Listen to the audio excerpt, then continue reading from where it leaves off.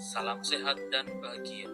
Perkenalkan, saya Bambang Sulistyo, calon guru penggerak Angkatan 7 Kabupaten Banyuwangi tahun 2022 dari SMKN 1 Glaga, Banyuwangi.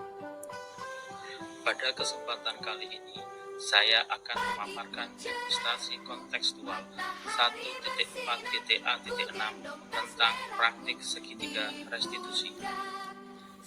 Segitiga restitusi adalah proses menciptakan kondisi bagi murid untuk memperbaiki kesalahan mereka, sehingga mereka bisa kembali pada kelompok mereka dengan karakter yang semakin kuat.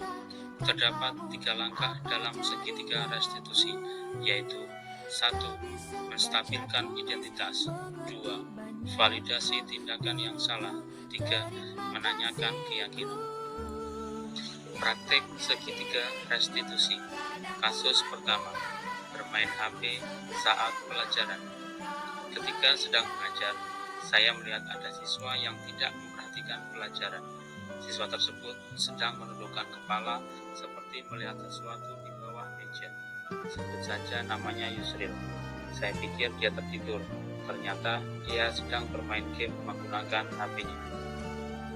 Dalam kesepakatan pelajaran bahan alat tangkap di awal pembelajaran, warga kelas telah membuat kesepakatan dan meyakini bahwa saat pembelajaran berlangsung, siswa saling menghormati dan menghargai kebutuhan belajar warga kelas, sehingga bermain game saat pembelajaran merupakan kegiatan indisipliner karena dianggap mengganggu siswa lain yang sedang belajar.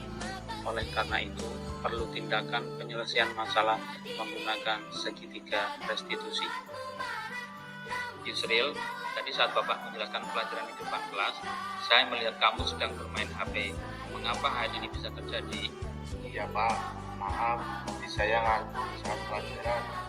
Mengusir rasa kantuk, saya bermain game di HP. Ada yang lainnya? Ada Pak, saya sebenarnya tidak bermaksud bermain game di kelas Pak.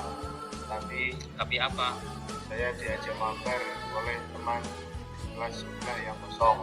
Apakah kamu tahu kalau kamu dalam masalah sekarang? Iya Pak, saya tahu. Baiklah, Bapak di sini tidak akan mencari siapa yang salah. Bapak di sini akan mencari penyelesaian bersama.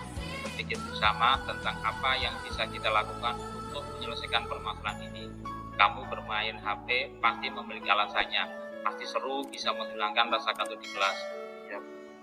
Ya, Bapak bisa lihat tadi kamu merasa bersemangat melakukannya karena kamu merasa tidak ngantuk lagi.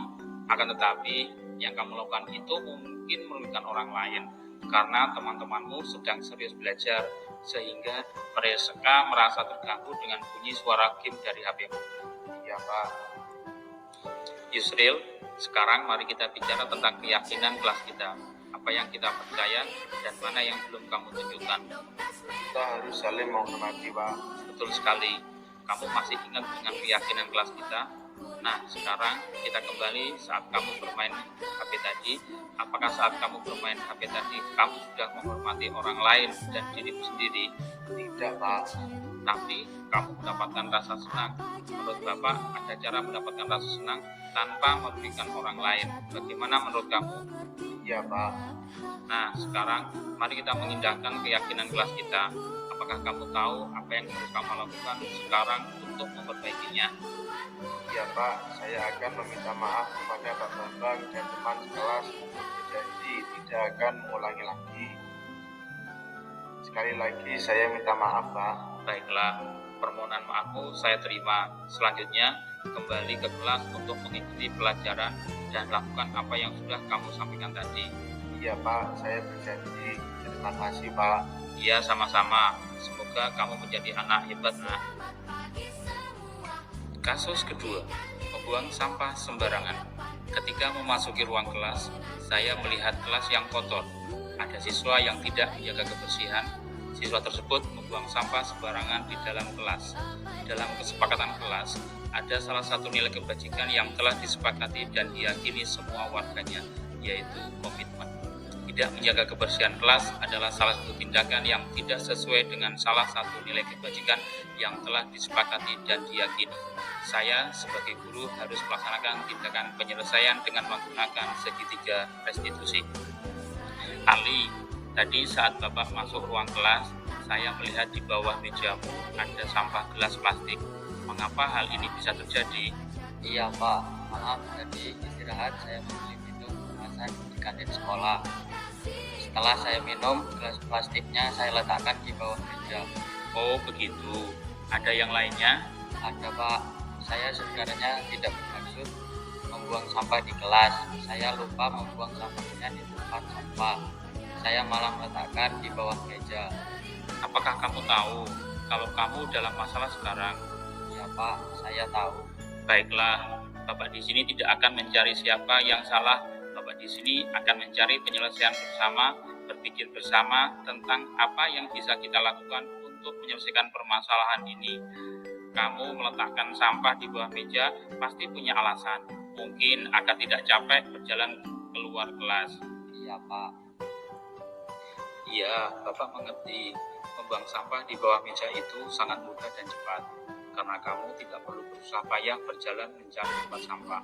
Akan tetapi, yang kamu lakukan itu merugikan orang lain, karena di kelas ini masih digunakan untuk belajar, menyebabkan lantai kelas menjadi kotor, suasana belajar menjadi tidak nyaman. Iya Pak. Ali, sekarang mari kita bicara tentang komitmen kelas kita. Apa yang sudah kita percaya dan yakini, dan mana yang belum kamu tunjukkan.